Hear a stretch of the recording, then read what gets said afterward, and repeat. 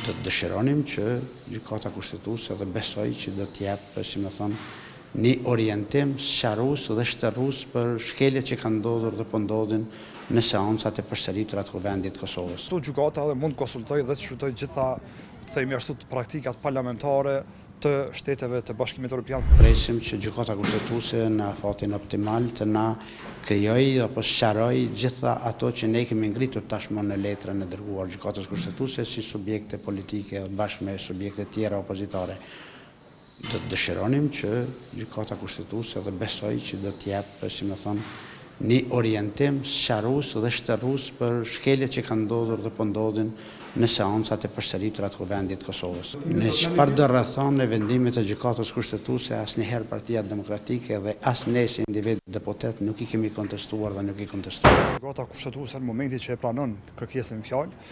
ligjërisht edhe sipas rregullorës së saj të punës, ka afat që brenda 60 ditëve të jap një përgjigje ose të jap një aktgjykim apo një vendim mbi rastin në fjalë, dhe meqense deri më tani janë kaluar dikun afër 2 javë nga momenti i dorëzimit të kërkesës, unë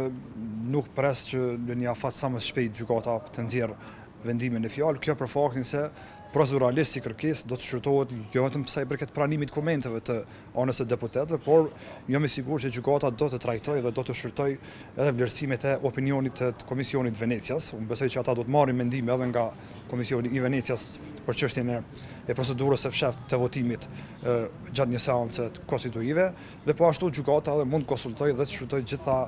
themi ashtu, praktikat parlamentare të shteteve të Bashkimit Evropian, por edhe